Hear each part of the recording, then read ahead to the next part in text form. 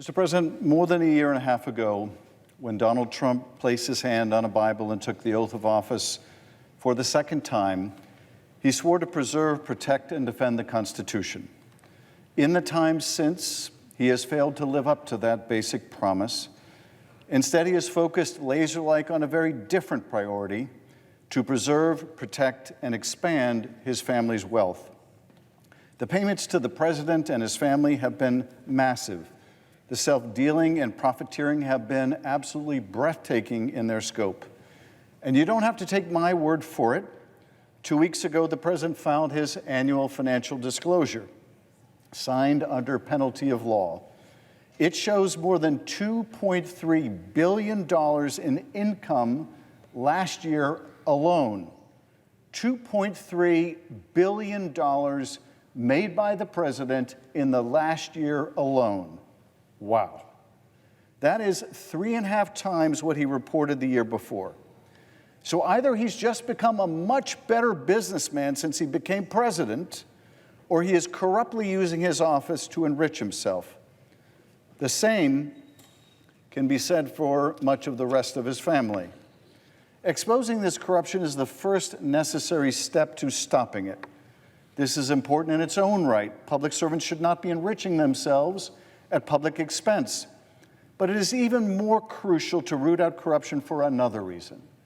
And that is because the cost of corruption is an economy that does not meet the basic needs of the American people. An economy that does not produce housing that average families can afford, or a college education that young people can obtain without mortgaging their future, or quality health care that is accessible, or groceries that don't break the family budget.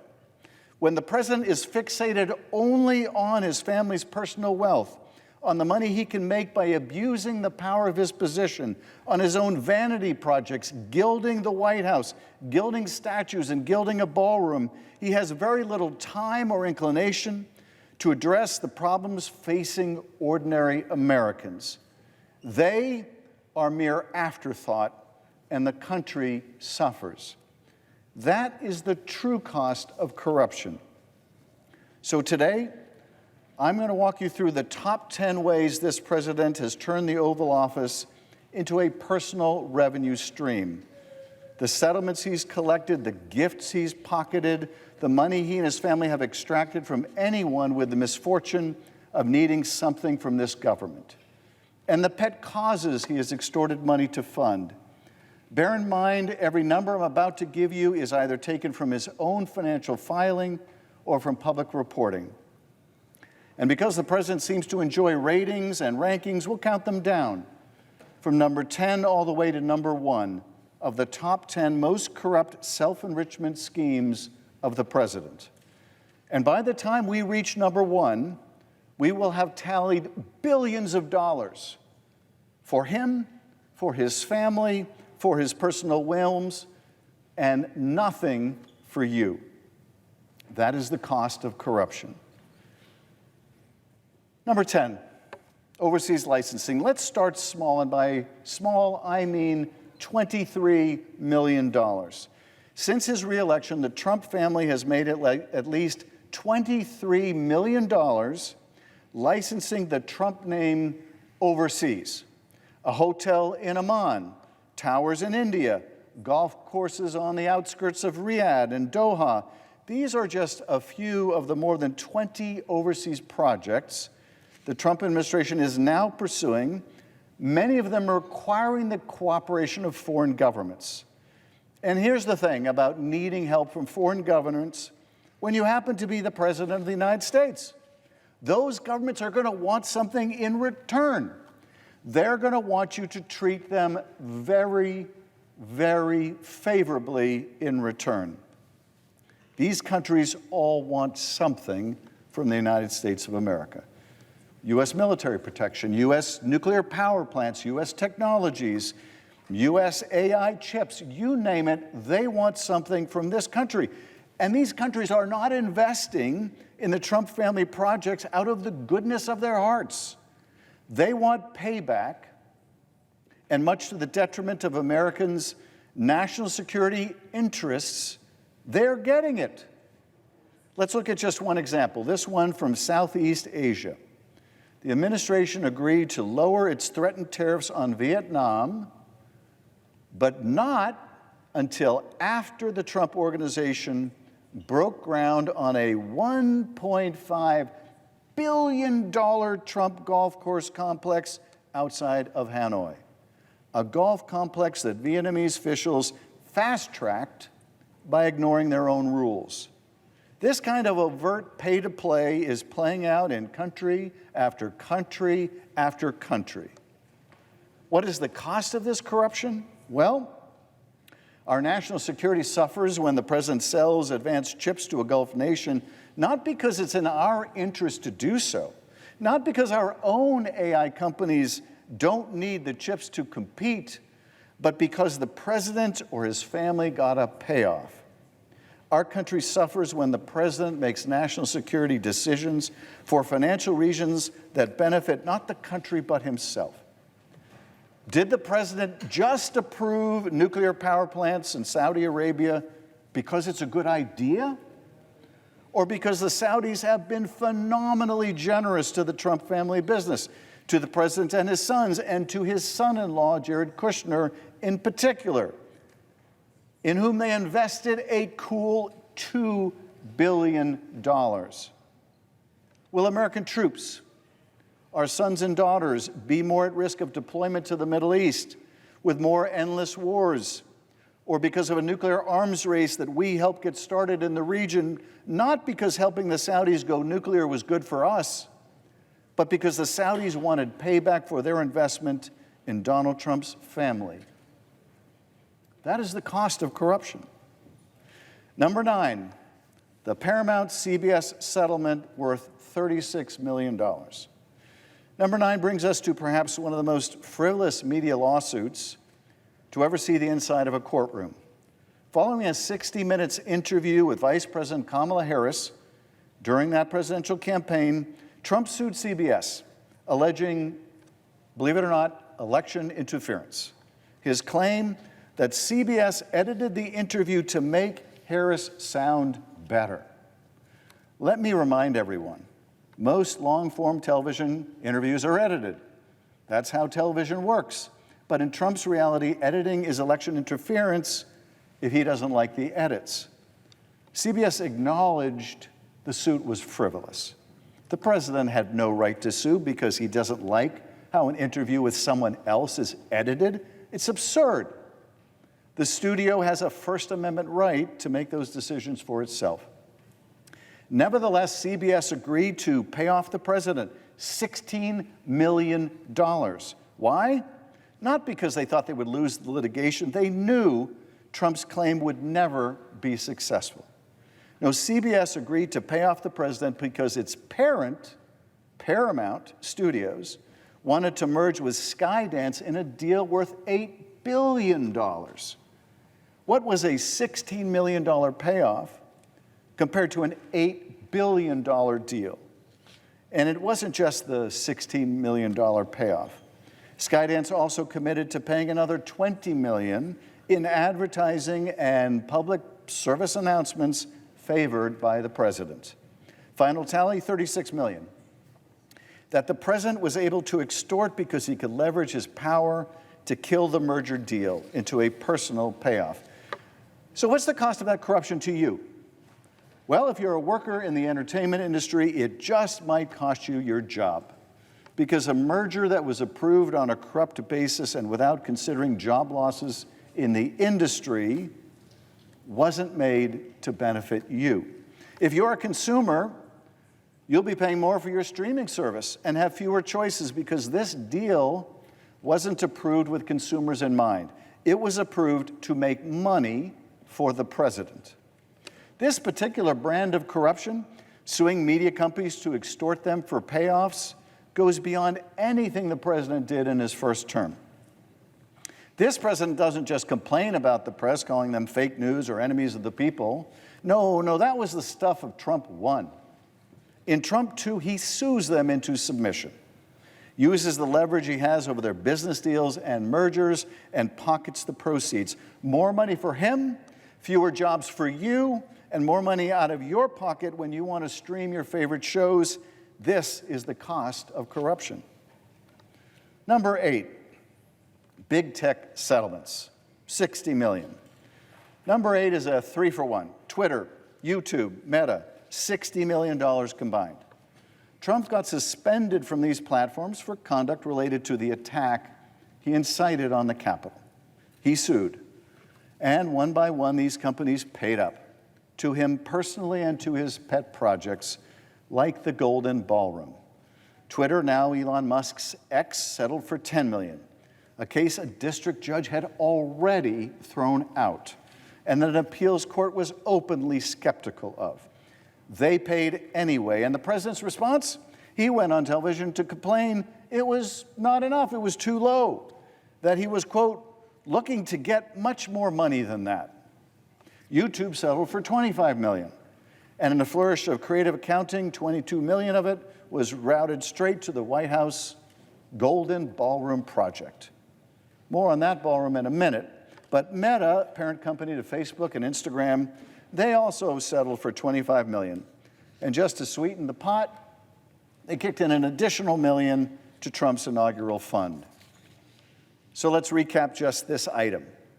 The president sues these platforms over their refusal to amplify his false claims about the election and his incitement of insurrection. Using the leverage he now has over them as president to help or to hurt their businesses, he extorts them to the tune of $60 million. It is a disinformation loyalty program, except the rewards go to the president, and the rest of us get more false claims, more false information, more social harms from an unregulated social media, and potentially more incitement of violence around our elections. This is the cost of that corruption. Number 7, Amazon and the Melania documentary, $40 million. For number 7, we move back to the family business. You may have seen the trailers. Amazon struck a $40 million deal with First Lady Melania Trump for a documentary about her life before and during her time in the White House. Reports indicate that Melania's team shopped the project to several studios and executives, many of whom had attended Trump's inauguration before Amazon closed the deal. And Amazon separately contributed another $1 million to Trump's inaugural fund. Of the $40 million, though, the First Lady personally received $28 million. The big-time theatrical run of this film brought in only $16 million at the box office, landing it at a sweet number 68 on the 2026 releases, behind Bunny, behind Guru, and behind Mobile Suit Gundam Hathaway, the sorcery of Nymph Circe. Bear in mind, the Melania movie was so bad that one reviewer at Variety said that if you saw it on a plane, you would still walk out. But Amazon paid the Trump family $40 million for it. Why? Because Amazon has huge contracts at stake, worth billions of dollars. What is a $40 million payment for Melania when you want a federal cloud computing contract worth 100 times that much, worth billions? So while families across the country are wrestling with the skyrocketing price of groceries, the First Lady is collecting $28 million for a documentary about herself.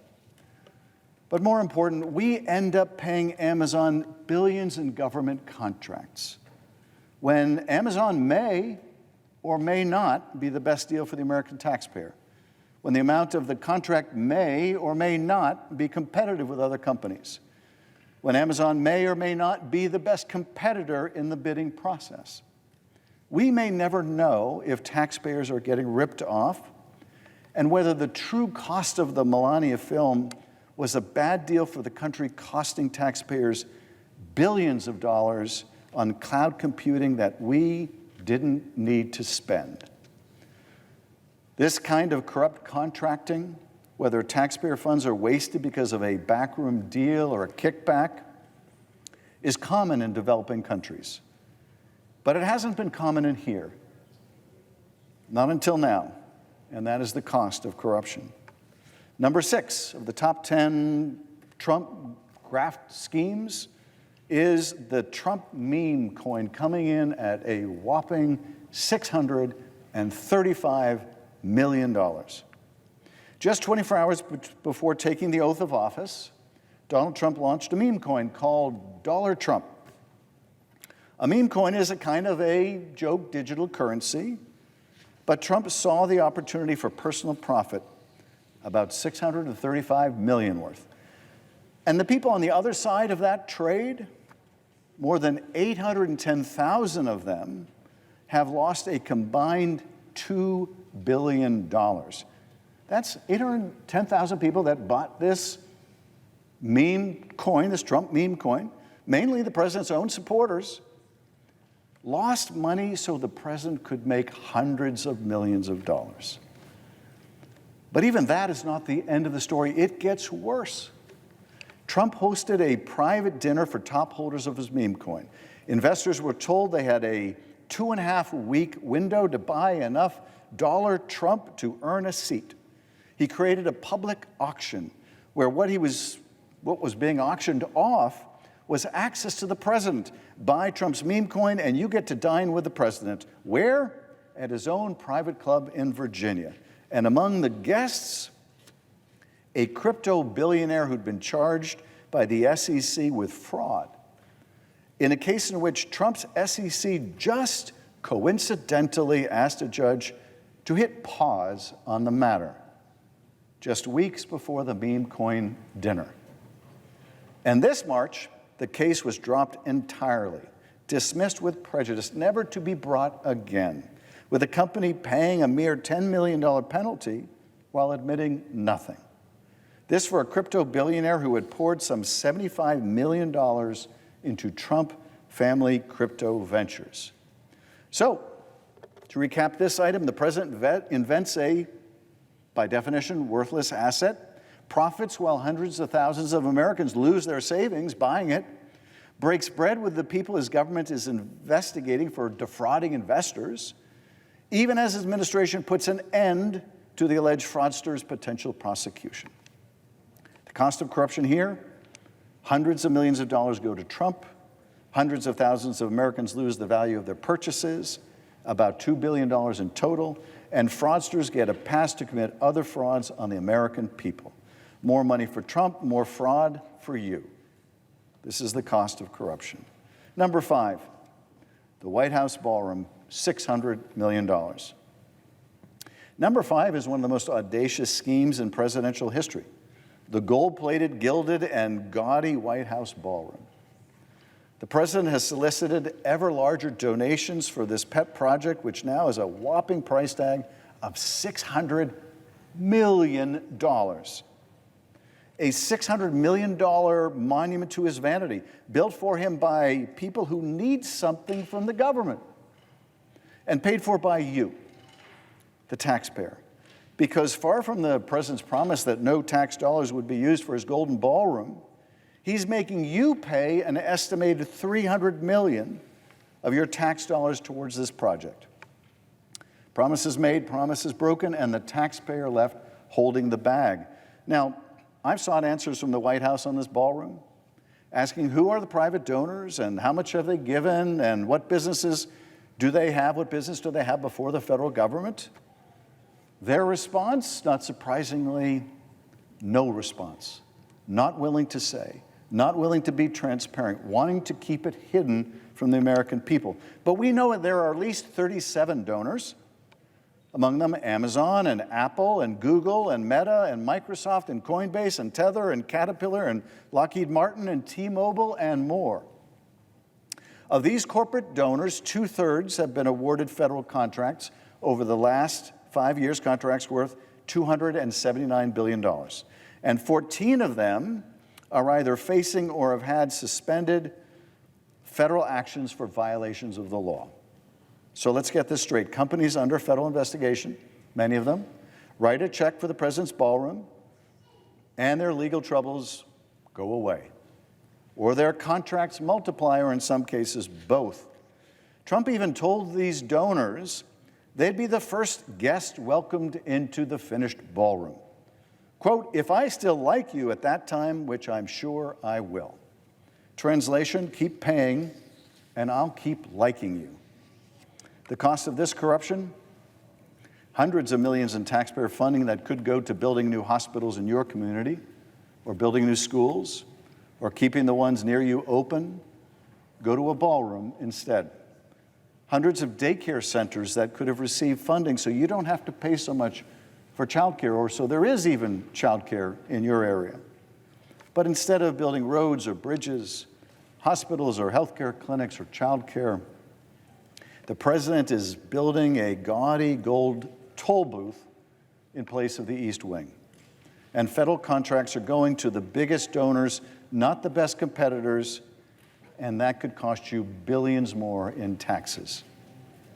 Number 4, of the top 10 Trump grift and graft, the Qatari jet, worth $400 million.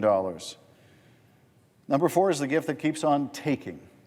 A $400 million luxury gift gifted by the government of Qatar to serve as Air Force One through the end of Trump's term, and then transferred to Trump's own museum foundation, his to keep. He took his maiden flight aboard it just a few weeks ago, and while the president insists the plane is free, outfitting it to serve Air Force One as Air Force One could cost American taxpayers up to $1 billion in security upgrades, $1 billion for this free jet that he gets to keep, paid for by you, the taxpayer, and his generous friends, the Qataris. And let's not pretend there's nothing expected in return. Trump himself volunteered that the United States provide security for Qatar and will continue to. He also explained that only a stupid person turns down a free, very expensive airplane. Only a stupid person would turn it down. How could he refuse? So a foreign government hands the president a $400 million jet. We pay $1 billion in taxes to make it usable. He keeps it when he leaves office. And if you think that's corrupt, he thinks you're the stupid one. That is not a gift to America. It's a gift to Donald Trump, paid for by the American taxpayer, courtesy of a foreign government that now holds a great deal of leverage over the president. The same foreign government whose wealth fund is investing in developing the Doha Trump International Golf Club, complete with luxury villas and 18 holes of world-class golf. The cost of this corruption? American foreign policy. Our national security interests in the region now skewed towards a country that gives the president exorbitant gifts or develops real estate deals with his family. That is not putting America first, but putting it last, well behind his family and personal interests in a plane and golf courses. Which brings us to number 3, big law firm deals worth $940 million. At 3, the numbers have turned even more staggering. After a barrage of executive orders targeting the legal profession, 9 wealthy law firms struck deals with the administration pledging nearly $1 billion in pro bono services to make those threats go away. Threats to disfavor their clients, threats to take their security clearances away so they couldn't represent other clients, threats to look unfavorably on the mergers their clients want, government contracts or lucrative deals favored by their clients. Now, this money didn't land directly in the president's bank account. This is value he extracted, nearly $1 billion in legal work, redirected to causes he favors, surrendered by law firms who were afraid of what he might do to them if they refused. And who negotiated these deals? Reportedly, Boris Epstein, the president's personal lawyer, not a government official, a private citizen allegedly shaking down America's largest law firms on the administration's behalf. $940 million extracted under threat, and all too easily complied with by firms that were unwilling to take a stand. It is a modern protection racket. What is the cost of this corruption? Well, law firms are silenced from representing clients whose interest may be averse to the president. That might be you one day. Business is unable to get counsel because these law firms are too scared of crossing a vindictive president. That business may be your business one day. And the law firms that stood their ground and defied the president, they risk losing business in a corruption of the economy that only favors firms willing to capitulate to the president. It is Putin-style economics, and it doesn't work any better here than it does in Russia. Number 2, World Liberty Financial and stablecoin reserves, $1.5 billion and counting. We are now in the top 2. World Liberty Financial, the Trump family cash cow, a firm in which the Trump family holds an ownership interest of around 75%. The sale of these governance tokens has earned the family well over $1 billion. A single deal tied to a state-backed fund in the United Arab Emirates funneled $500 million into this venture. A single deal made by a wealthy sheik who is also the head of that country's intelligence service. What could go wrong? And in return, they just got American-made advanced AI chips, just like they wanted. Coincidence? I don't think so. If you do, I have a ballroom I'd like to sell you. But the scheme doesn't stop there, because the Trump family is also entitled to the interest earned on the reserves backing their stablecoin. This income is ongoing, grows by the day, and is pegged to the US dollar itself. Unlike the meme coin, this is real money, more than $1.5 billion and counting. Over $1.5 billion flowing to the president's family through a financial instrument his family controls, launched while he sits in the Oval Office. Not a side business, not a blind trust. The President of the United States using the power and prestige of his office to drive money into a venture he owns and from which he profits every single day. And consider what one of the family's business partners got in return. The world's largest crypto exchange, Binance, helped turn World Liberty's stablecoin from a small venture into one of the largest in the world, first by settling a $2 billion investment from an Abu Dhabi state fund in the Trump coin, then by building it into the exchange's own trading systems. And for that, the Trump family earns interest on every dollar used. And the founder of Binance, what did he get out of it? Well, he'd been convicted of money laundering crimes. He was facing the consequences until last October when the president pardoned him. A foreign-funded boost to the family business repaid with a presidential pardon. The cost of this corruption? Crooked deals to benefit convicted fraudsters. U.S. foreign policy for sale to the highest Gulf bidder. Less time, attention, and resources of the country focused on bringing down your costs, improving your quality of life, bringing back prosperity to America. Which takes us, ladies and gentlemen, to number 1, the crown jewel. The president, his IRS settlement, and the $1.7 billion slush fund. So here's the scheme. And you have to give the president credit for its audacity. The president sues the IRS, an agency run by one of his employees, one of his appointees, and represented by the Department of Justice, also run by one of his appointees. His lawyers bring the suit, and his lawyers defend the suit. He is functionally suing himself. And he, not surprisingly, settles with himself for a staggering amount. He gets an IRS get-out-of-jail-free card. He faces no audit or investigations for any prior tax fraud or underpayment that he, his kids, his businesses, or his associates have ever made or participated in, a deal estimated to be worth up to $100 million for the Trump family. Personally. It is a sham settlement, castigated by a federal judge as based on a suit brought wholly for an improper purpose, and a settlement that was the product of the worst form of collusion and self-dealing. But that is just the start. The $100 million tax get-out-of-jail-free card, only a start.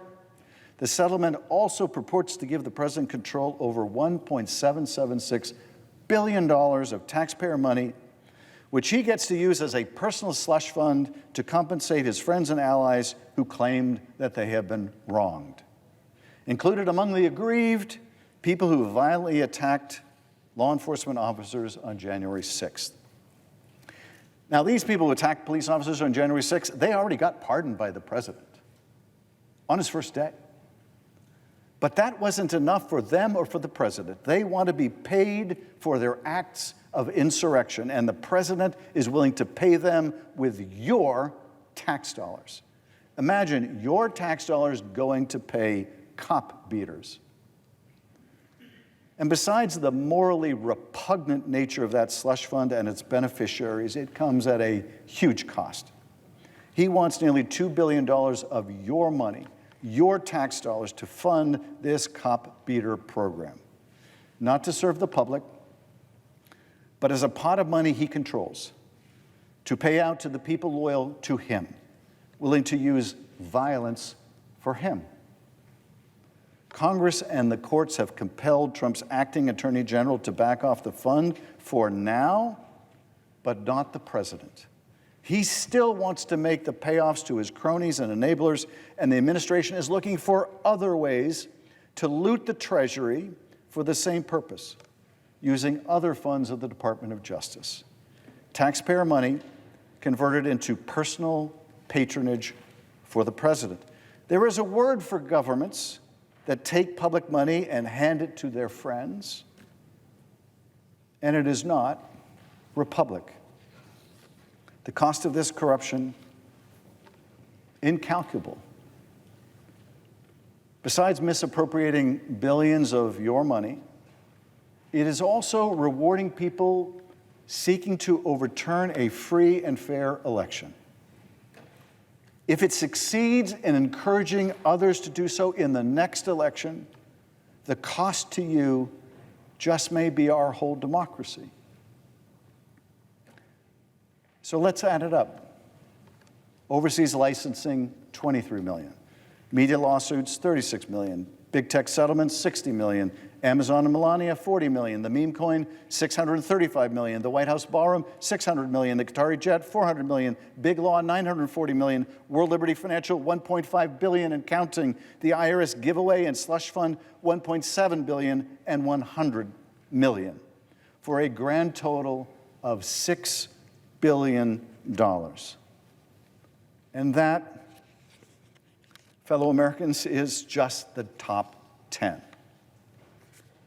That doesn't include the Trump wine sold at the Coast Guard exchanges. It doesn't include Don Jr.'s executive branch club. It doesn't include the Trump resort in Qatar or the Trump hotel in Belgrade. It doesn't include Don Jr.'s $2.6 million in a drone company that just got, coincidentally, landed an Army contract.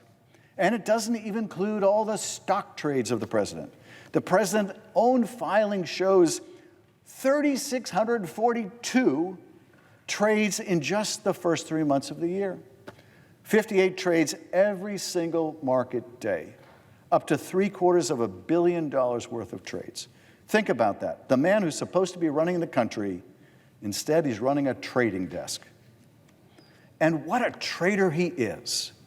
He bought NVIDIA stock on January 6th of this year, and 1 week later, his Commerce Department approved NVIDIA chip sales to China, a $50 billion opportunity for the company. He bought more NVIDIA in February. A week later, NVIDIA announced a blockbuster deal with Meta. What are the odds, trade after trade, perfectly timed to decisions only his government knew were coming? And these are only the deals that we know about. No one put this historic level of corruption in perspective better than the vice president, J.D. Vance, who recently told a crowd that if Watergate took place today, it would be a 12-hour story. Think about that for a moment. If the president broke into the Democratic Party headquarters, bugged the place, used hush money to cover it up, used the CIA to thwart the FBI's investigation of it, lied to the country about it, J.D. Vance says that would be a mere blip on the screen for them today. He is telling us, the vice president is telling us, that the corruption of the Trump regime, his regime, is so pervasive, they have so successfully normalized it, that Nixon's behavior would seem quaint. Congratulations, JD. You've made the most egregious corruption commonplace. Well done. You should be so very proud. After Watergate, Congress passed a host of reforms to constrain a future corrupt president. They included limits on campaign finance, safeguards to wall off presidential misuse of the Justice Department, new oversight mechanisms for the intelligence community, offices of Inspector General to root out fraud, and much more. It now falls on us in this generation to usher in a whole new set of reforms to address a far broader range of lawlessness and corruption. During the first Trump administration, I introduced the Protecting Our Democracy Act, a package of reforms meant to address the many violations of law and norms by the president at that time. We have reintroduced it in the Senate, but as the list of laws and guardrails shattered multiplies, the need for corrective action must multiply with it. Just this week, I have introduced 3 additional bills meant to attack conflicts of interest, keep convicted fraudsters out of the government, and tighten our laws against the bribery of public officials. In the weeks and months to come, we must propose the best laws that we can, meant to constrain the worst impulses of human nature. But we must be mindful of this truth as well, and that is, no set of laws, no matter how well conceived, no constitution, no matter how brilliantly constructed, can protect our lives, our liberty, our prosperity, if elected officials are unwilling to live up to their oaths, or to accept the truth, or to put their country over their party. None of it will be enough. We must also return prosperity to America. We must make it possible that when people are working hard, they can earn a good living for themselves and their families. When people see the lives that their parents had as better, all too many are willing to entertain and put their fate in the hands of any demagogue who promises that they alone can fix it. Our democracy will not be on solid ground until our economy is working again for all Americans. When the founders gathered in Philadelphia in the sweltering summer of 1787, they debated a great many things. But one fear united them across every divide: the fear of corruption. They had just thrown off a king. They had risked everything, their lives, their fortunes, their honor, to build something new. A republic, a government of laws, not men. And they knew, with a clarity born of hard experience, that a republic would not long endure if leaders used public power for private gain. That's why they wrote a constitution of checks and balances, one that set the ambition of one branch of government against the other, and included provisions meant to address the personal weaknesses and failings of a president, any president. Because they understood human nature. They understood those in power would be tempted to enrich themselves. They understood that foreign governments would try to buy our leaders with gifts and payments and favors. They imagined something like what we are witnessing today.